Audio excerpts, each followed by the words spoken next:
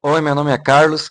Aqui a gente fala de economia, mercados e investimento. Falamos também de política, geopolítica e eventualmente algum outro tema. E o tema do vídeo de hoje é um questionamento interessante. Será que as políticas econômicas do presidente Trump prejudicam a hegemonia do dólar? Muito se fala sobre a preferência do dólar como um meio de troca no comércio global, também como um meio de reserva de valor internacional. A preferência por dólares ela é muito clara, a liquidez do dólar. Acontece que muita gente não consegue imaginar um cenário em que as coisas sejam diferentes. Alguns anos atrás, eu conversando com um professor de política monetária da UFSC, por questão de curiosidade acadêmica, tentei ensaiar um cenário em que o dólar não fosse hegemônico. Para minha surpresa, eu acabei recebendo como resposta piadas e acabei virando motivo de chacota. Porém, as pessoas esquecem que as coisas nem sempre foram assim e que provavelmente não se manterão assim para sempre. Inclusive, ali na minha introdução, eu coloquei para o professor que todos os impérios da história da humanidade caíram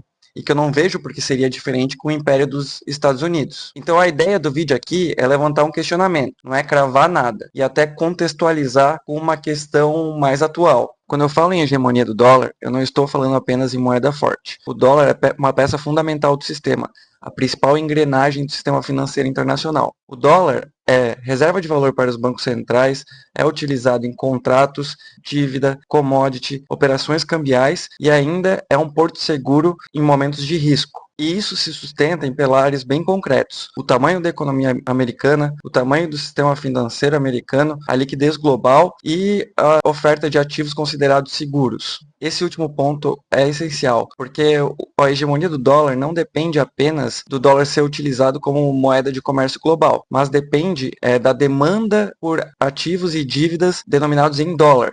Isso seria, em grande parte, em maior parte, os treasuries. Muita gente trata o acordo de Bretton Woods, em 1971, como se ali tivesse acabado o problema estrutural do dólar. O problema não acabou, ele apenas mudou de forma. Ali, as tensões giravam em torno da conversibilidade do dólar em ouro. Isso estava fazendo com que as reservas dos Estados Unidos de ouro fossem drenadas, e os Estados Unidos não gostariam disso. O acordo, ele realmente sanou esse problema das reservas de ouro. Porém, o dilema de se ter a moeda hegemônica, ele ainda continua. Fica muito difícil conciliar as demandas e objetivos internos de uma nação com a função internacional do dólar de regulamentar o comércio global. E é aí que entra o dilema de Triffin. Só um adendo que eu gostaria de fazer aqui: naquela época, ou até um pouquinho antes disso, alguns economistas intelectuais, adeptos de escolas pós-keynesianas ou da teoria monetária moderna, eles argumentavam que com o fim da conversibilidade do dólar em ouro, o preço do ouro ia despencar, porque supostamente o que estaria dando valor ao ouro, que seria o lastro do ouro, era o dólar. Obviamente, eles estavam muito errados, e a teoria ortodoxa se provou muito mais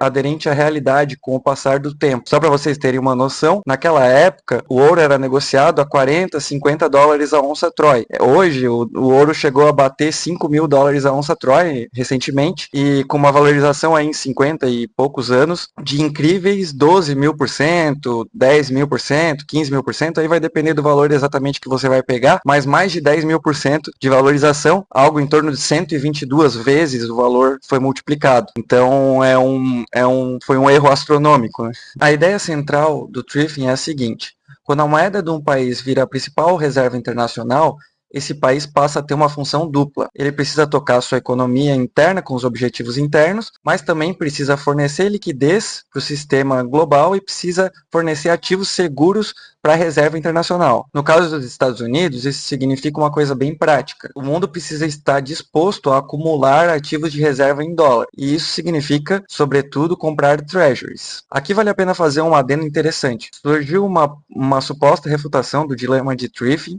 que diria basicamente o seguinte: não são só treasuries que são encarteirados pelos bancos centrais mundo afora, seriam também dívidas corporativas, dívidas de bancos americanos ou ações do mercado financeiro, do mercado acionário dos Estados Unidos, que são todos denominados em dólar. Porém, em questão de volume, os treasuries ainda são os principais ativos de reserva de valor, de longe, né? E, além disso, eu desconfio que se o dólar não fosse a moeda hegemônica global, um banco central de um país jamais acumularia, por exemplo, ações ações no mercado acionário dos Estados Unidos. E também provavelmente não acumularia dívida corporativa americana. Por quê? Porque quando a gente fala de reserva internacional, a gente fala de segurança. Esse tipo de ativo não é exatamente um ativo de reserva de valor tradicional. Ou, no mínimo, existem ativos de reserva de valor melhores, como, por exemplo, são os treasuries, ou até as próprias dívidas estaduais e municipais dos Estados Unidos, que também somam um volume interessante ali nas reservas internacionais acumuladas pelos bancos centrais. Por somar os treasuries e os títulos estaduais e municipais, vai dar ali cerca de 50%, cerca de 40% das reservas internacionais totais. Então é um valor muito expressivo, sendo que o valor em dólar total é cerca de 56% do total de valor de reservas internacionais ali que os bancos centrais acumulam. Então o dilema continua de pé. Se os Estados Unidos quiserem manter a hegemonia do dólar, eles precisam manter a confiança nessa arquitetura. E programas extremamente nacionalistas, protecionistas, podem abalar essa confiança e podem entrar em conflito com essa segunda função do dólar, que é dar liquidez para o sistema financeiro global. É aqui que o debate fica interessante. A agenda do Trump parte de um diagnóstico que, do ponto político, faz sentido. Durante muitos anos, a hegemonia do dólar beneficiou extremamente Wall Street, o Tesouro Americano e também a projeção global de poder dos Estados Unidos. Porém, nem sempre foi boa para a indústria e para o setor de emprego manufatureiro americano. Quando o mundo inteiro quer carregar ativos em dólar, isso fortalece o mercado financeiro americano, facilita o financiamento do Tesouro e também amplia o poder geopolítico dos Estados Unidos, mas também tende a reforçar uma moeda estruturalmente forte e facilitar déficits comerciais persistentes. Em resumo, o privilégio exorbitante tem um preço. E existe uma tensão real entre reconstruir a base produtiva americana e manter intacta essa lógica que reforça a hegemonia global do dólar. Esse é o paradoxo. Se isso tudo fosse só teoria, o debate em si já seria relevante, mas o comportamento atual dos bancos centrais mostra que essa questão é concreta. Nos últimos anos, o ouro voltou ao centro da estratégia de acumulação de reservas pelos bancos centrais. Isso por vários motivos. A emissão não depende de um emissor único, não depende de um estado, não tem risco político, não está sujeito a sanções e é uma reserva de valor clássica tradicional utilizada toda a história da humanidade. Só a título de comparação, no início dos anos 2000, o ouro era responsável por cerca de 13% das reservas globais totais. Hoje já está em cerca de 21%, um aumento bem expressivo, considerando que a gente está falando de volumes financeiros muito, muito relevantes, né? E mostra uma tendência atual. E essa situação deixa um recado sutil. Vários países estão tentando diversificar e depender menos dos Estados Unidos e depender menos do dólar como moeda hegemônica global, diminuindo a sua dependência de um sistema muito centralizado em uma só moeda e um só Estado. E somando isso com o cenário geopolítico global, a gente pode ver um aprofundamento dessa tendência. O bloco dos BRICS, por exemplo, do qual o Brasil faz parte, vem debatendo e estudando meios de pagamento que sejam independentes do dólar, através de integração tecnológica, blockchain, liquidações em moedas locais e até em liquidações através de CBDCs, né, as criptomoedas emitidas por bancos centrais. Vale fazer um adendo aqui que as CBDCs, principalmente CBDCs de varejo, elas são bem problemáticas, né, e acabam culminando num controle total do Estado, das finanças das pessoas, o fim da privacidade e tudo mais. Mas o tema não é esse, né? Mas eu acho que, inclusive, essas são características que possam incentivar a Rússia e a China, por exemplo, que são regimes autocráticos, a adotar esse tipo de CBDC, por questões óbvias, né? Regimes autocráticos gostam de controle e essas moedas, esse tipo de moeda, dá muito controle para o Estado. Além disso, a própria China e a Rússia já vêm exercitando transações e comércio através de moedas que não o dólar,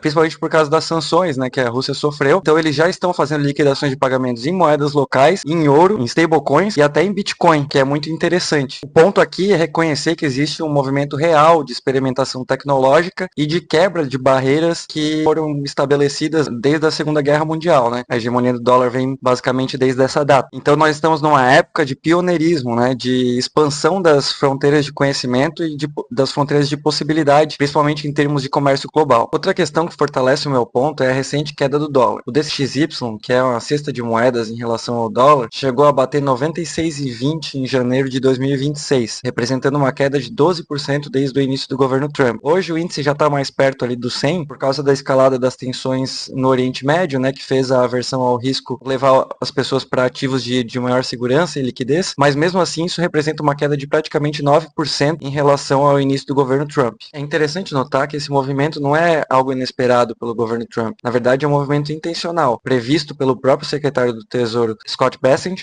e também pelo presidente do Conselho de Assessores Econômicos, o Stephen Miron. O Stephen Miron até fez um paper, na verdade, A User's Guide to Restructuring the Global Trading System, que é o guia do usuário para reestruturar o sistema de comércio global, que de forma bem resumida, além da questão da balança comercial, diminuir o déficit comercial, ele fala sobre reindustrializar os Estados Unidos. Apesar da política tarifária teoricamente fortalecer o dólar, a ideia dela é realmente reduzir o déficit comercial. Mas o governo Trump ele ataca o poder de compra do dólar de outras formas. Ele condicionou baixas tarifas com parceiros econômicos como, por exemplo, o Japão, a Inglaterra e a União Europeia, ao fortalecimento de suas respectivas moedas. Então, o Japão deixaria o iene forte, a Inglaterra deixaria a libra forte e a UE deixaria o euro forte, para que as tarifas fossem mantidas baixas pelo governo dos Estados Unidos. Além disso, o governo Trump também fez o One Big Beautiful Bill, que é a lei grande e maravilhosa, que é basicamente uma lei de expansão fiscal, né? Isso faz uma pressão para baixo no poder de compra do dólar. E também o governo Trump voltou a atacar muito, né? Na verdade, os outros governos não atacavam tanto, né? É uma característica até do governo Trump, é que ele ataca muito o Fed. E isso também faz preço, né? O mercado se ajusta. Então, se o Trump fica dizendo que os juros tem que baixar, tem que baixar, tem que baixar, o mercado começa a precificar uma queda dos juros, né? E começa, inclusive, a praticar juros menores no presente. E a lógica é a seguinte: enfraquecendo o dólar, o Trump consegue melhorar a competitividade dos Estados Unidos. E nesse sentido, competitividade lê-se como baratear a mão de obra, né, e reduzir o custo de investimento. Assim, ele pode atrair indústrias para os Estados Unidos e cumprir o seu objetivo político de reindustrializar o país e aumentar os empregos manufatureiros, né, aumentando ali principalmente a base eleitoral dos republicanos, que é esse o real objetivo dele. No fim das contas, a grande questão não é se o dólar vai desaparecer nem nada do tipo. A questão é se os Estados Unidos conseguem continuar sendo o grande fornecedor da moeda de reserva global, o provedor de liquidez para o comércio internacional e também tocar uma agenda mais nacionalista, mais intervencionista, mais protecionista e agressiva do ponto de vista comercial. Então esse é o dilema real. A hegemonia do dólar continua de pé, mas ela não é mais tão incontestável quanto antes. Talvez nós estejamos vivendo um momento de transição e o que virá depois, né? Aí deixa aí nos comentários se você tem algum palpite. Mas pode ter certeza que se essa transição estiver acontecendo, ela vai ser uma transição lenta, desigual e talvez até incompleta, com países aliados aos Estados Unidos acabando sendo forçados a usar o dólar como moeda de comércio e reserva, ou continuando usando isso por convenção, né? Já é algo que é difícil, algo muito bem estabelecido nesse sentido, algo que tem realmente uma segurança atestada, né? Nós estamos falando de dinheiro aqui, a gente não está falando de qualquer coisa, deixar de ser usada simplesmente. Então, acho que a transição, se estiver acontecendo, ela iria nesse sentido, né? Lenta, talvez incompleta. Então, diga a sua opinião sobre o tema, eu quero saber o que você pensa sobre o assunto. Se você gostou do vídeo, deixa o like aí, se inscreva no canal e também compartilhe esse vídeo com aquele seu amigo que gosta de economia, que eu vou ficar muito agradecido, beleza? Até o próximo vídeo.